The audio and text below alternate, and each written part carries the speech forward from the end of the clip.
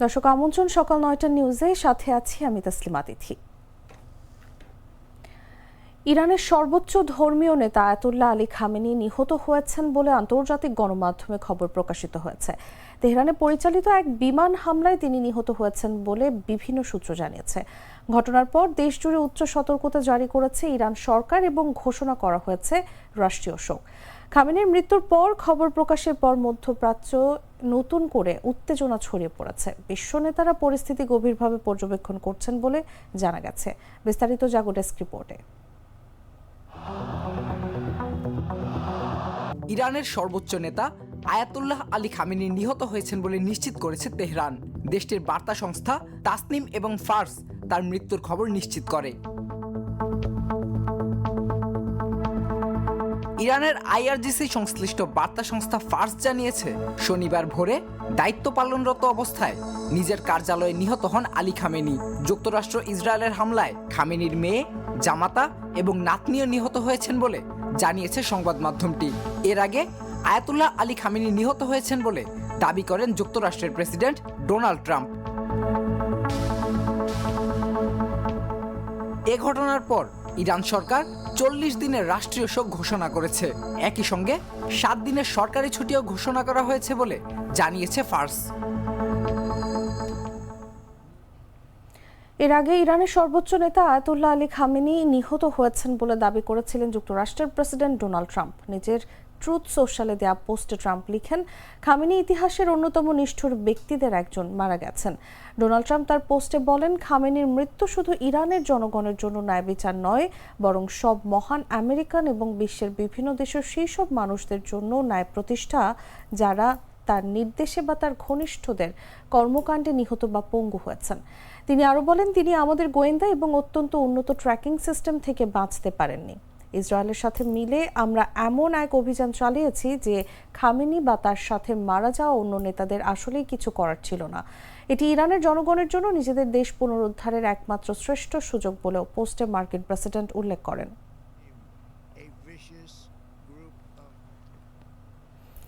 মধ্যপ্রাচ্যে চলমান হামলার প্রেক্ষাপটে তেল পরিবহনের অত্যন্ত গুরুত্বপূর্ণ সামুদ্রিক পথ হরমুজ প্রণালী বন্ধ করে দিচ্ছে ইরান। ইরানের ইসলামী রেভলিউশনারি গার্ড কোর বা আইআরজিসির সঙ্গে সংশ্লিষ্ট তাসনিম নিউজ এজেন্সি জানিয়েছে, কৌশলগত গুরুত্বের কথা চিন্তা করে ইরানের হরমুজ প্রণালী বন্ধ করে দেওয়া হচ্ছে। হরমুজ প্রণালী ইরানের দক্ষিণে পারস্য উপসাগর ও ওমান উপসাগরের মাঝখানে অবস্থিত একটি নৌ চলাচলের পথ বা চ্যানেল। আইআরজিসির পক্ষ থেকে জাহাজগুলোকে বার্তা পাঠানো হয়েছে যে কোনো ধরনের জাহাজকে নতুন করে প্রণালীটি দিয়ে চলাচলের অনুমতি দেওয়া হবে না। যুক্তরাজ্যের মেরিটাইম ট্রেড অপারেশন বা ইউকেএমটিও জানিয়েছে, তারাও একাধিক প্রতিবেদনের মাধ্যমে এই সতর্কবার্তার কথা জানতে পেরেছে। হরমুজ প্রণালী বিশ্বে অন্যতম গুরুত্বপূর্ণ সামুদ্রিক বাণিজ্য পথ এবং তেল পরিবহনের একটি গুরুত্বপূর্ণ টানেল। বিশ্বে উৎপাদিত তেল এবং গ্যাসের প্রায় 5 ভাগের 1 ভাগ এই প্রণালী দিয়েই পরিবহন করা হয়।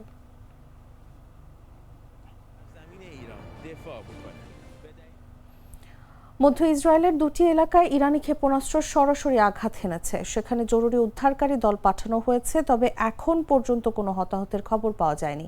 সকালের পর থেকে ইরান থেকে ইসরায়েলি ভূখণ্ডের দিকে একের পর এক ক্ষেপণাস্ত্র ছোড়া হচ্ছে বলে জানা গেছে। উপকূলীয় এলাকা তেল আবিব ও হাইফা সবচেয়ে বেশি প্রভাবিত হয়েছে।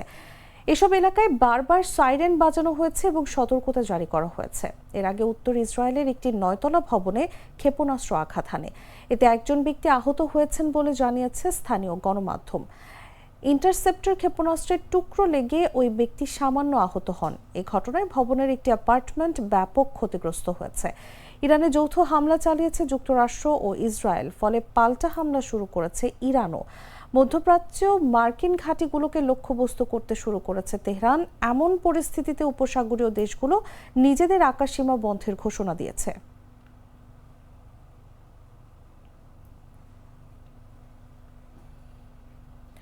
এদিকে ইরানে যুক্তরাষ্ট্র ইসরায়েলের পাল্টাপাল্টি হামলায় বন্ধ মধ্যপ্রাচ্যের আকাশসীমা। বাংলাদেশ থেকে মধ্যপ্রাচ্যগামী সব ফ্লাইট স্থগিত ঘোষণা করেছে সংশ্লিষ্ট এয়ারলাইন্সগুলো। এতে হাজারো যাত্রী আটকা পড়েছেন ঢাকার হযরত শাহজালাল আন্তর্জাতিক বিমানবন্দরে। অনিশ্চয়তায় অনেক যাত্রী ফিরে যাচ্ছেন বিমানবন্দর থেকে। আবার যাদের ফ্লাইট গভীর রাতে, তাদের বিমানবন্দরে যেতে নিষেধ করছে এয়ারলাইন্স কর্তৃপক্ষ। এই অচলাবস্থা কবে কাটবে তা নিয়ে মিলছে না স্পষ্ট কোনো তথ্য। শাহজালাল বিমানবন্দর সূত্র জানায়, প্রতিদিন এখান থেকে ১৫০ শতাধিক ফ্লাইট ওঠানামা করে। এর অধিকাংশের চলাচল মধ্যপ্রাচ্যের বিভিন্ন দেশের সঙ্গে।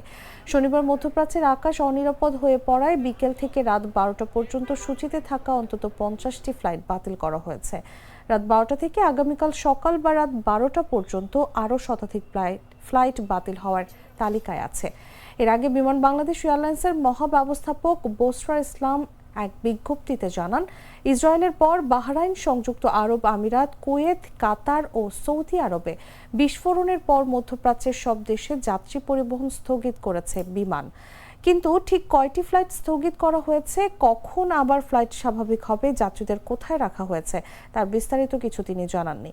পরে বিকেলে আরেক বিজ্ঞপ্তিতে বেসামরিক বিমান চলাচল কর্তৃপক্ষ জানায়, ইরান ইসরায়েল পরিস্থিতির পরিপ্রেক্ষিতে মধ্যপ্রাচ্যের আকাশসীমা সাময়িকভাবে বন্ধ রয়েছে।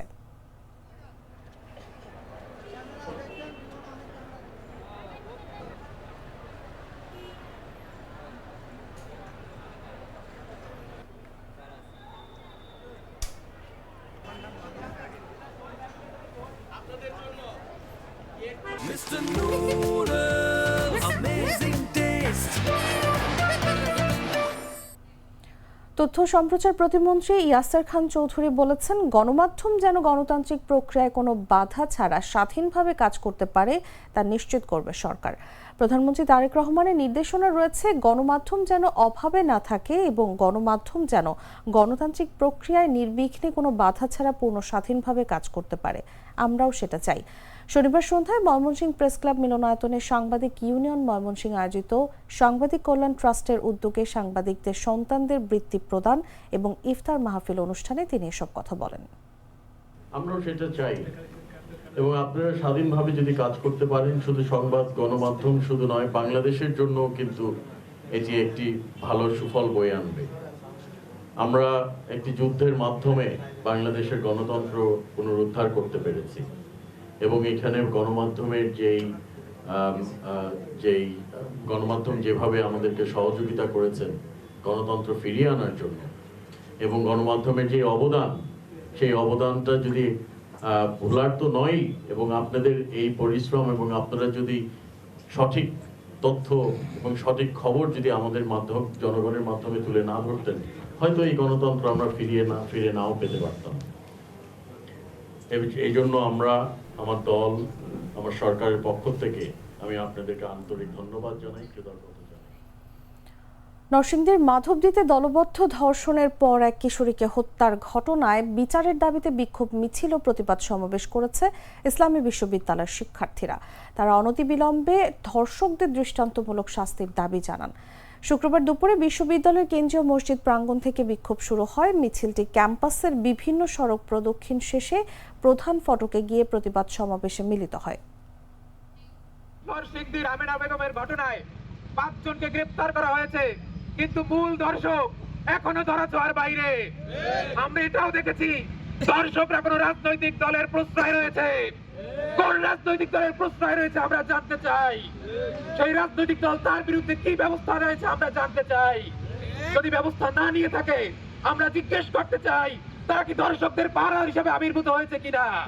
যদি ধর্ষকদের পাহারাদার হিসেবে তারা আবির্ভূত হয়ে থাকে, তাহলে তাদেরকে জনগণ লাল কার্ড দেখাবে। একজন কিশোরী মেয়েকে প্রথমে 5-6 জন মিলে ধর্ষণ করার পরবর্তীতে সে বিচার চায়, তাকে আবারও ধর্ষণ করে হত্যা করা হয়েছে এবং এটা যারা করেছে তারা একটা দলের আস্থা আছে, সেই দলটি হলো বিএনপি নেতাকর্মীরা কিছু পার্টি নেতাকর্মী, কিছু পার্টি নেতাকর্মী যারা কখনো আওয়ামী লীগ করতো, এখনকার বিএনপি। সমাজ কল্যাণ এবং মহিলা ও শিশু বিষয়ক মন্ত্রী অধ্যাপক ডক্টর AZM জাহিদ হোসেন বলেছেন, সরকার প্রান্তিক কৃষকদের জন্য 10,000 টাকা পর্যন্ত কৃষি ঋণ মওকুফের সিদ্ধান্ত নিয়েছে। এই সিদ্ধান্তের ফলে প্রায় 1450 কোটি টাকা ঋণ মওকুফ হবে। এর সুফল পাবেন 12 লাখ প্রান্তিক কৃষক। শনিবার বিকেল 3টায় দিনাজপুর জেলার সব দপ্তর প্রধানের সঙ্গে মতবিনিময় সভা শেষে সাংবাদিকদের ব্রিফিংয়ে তিনি এসব কথা বলেন। আমাদের এখানে কৃষি প্রধান যেহেতু, কাজে মাঝে মাঝে একটু সারের দাম আপনার কম বেশি হয়ে যায়। সেটার জন্য আমরা সবাই মিলে আলোচনা করে ঠিক করেছি, যেহেতু কর প্রোডাকশনে আমাদের কন্ট্রিবিউশন নিয়ারলি 17 to 19%, কাজেই সারের ডিস্ট্রিবিউশনের সময় যাতে Dinajpur proper BCIC as well as BADC থেকে প্রপার গুরুত্ব পায়, সেই জন্য আমরা আমাদের দায়িত্ব ডেফিনেটলি পালন করব। হসপিটালগুলোতে তার হসপিটালের যে সার্ভিসটা যাতে ইমপ্রুভ করা যায়, সেই জন্য হসপিটালের সিভিল সার্জন বলেন, সুপারিনটেন্ডেন্ট বলেন, পরিচালক বলেন, প্রিন্সিপাল বলেন, তাদের সাথে আমাদের কথা হয়েছে এবং সেই অনুযায়ী আমাদের কি বলে যে সেইটা আমরা ইমপ্রুভ করার জন্য উইল ডু আওয়ার বেস্ট। আর সব প্রাণ কফি ক্যান্ডি, কররা কফি, কঠিন স্বাদে হাইকে বলো বাই। পবিত্র মাহে রমজান উপলক্ষে প্রায় 16,000 শিক্ষার্থীকে নিয়ে গণ ইফতার করেছে রাজশাহী বিশ্ববিদ্যালয় প্রশাসন।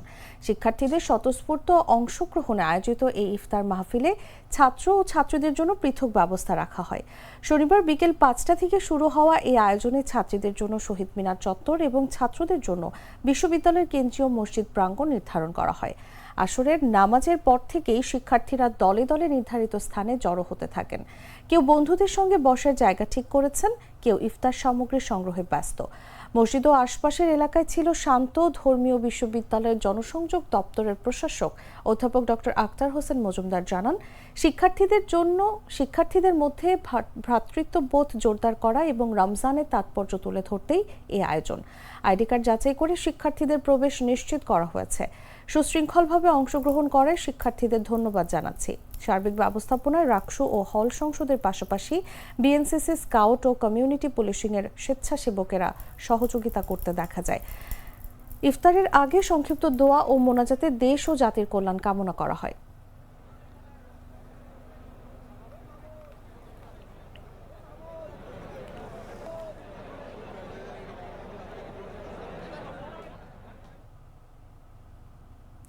জানাবো খেলার খবর।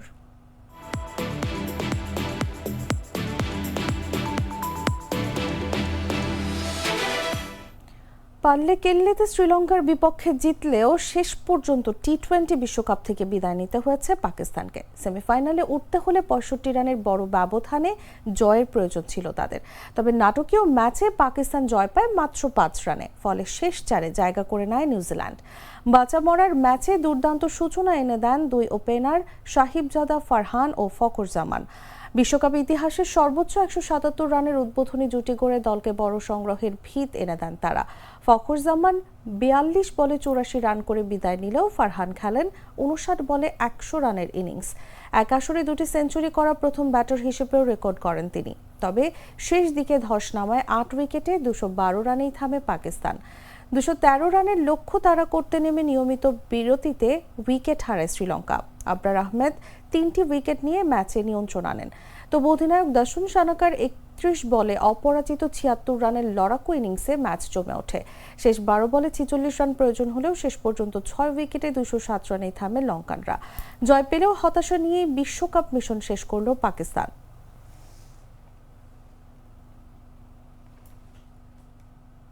দর্শক, এই ছিল এখনকার মতো। এরপর দেখবেন বেলা 11টার সংবাদ। প্রতি মুহূর্তে সর্বশেষ খবর জানতে ভিজিট করুন jagunews24.com।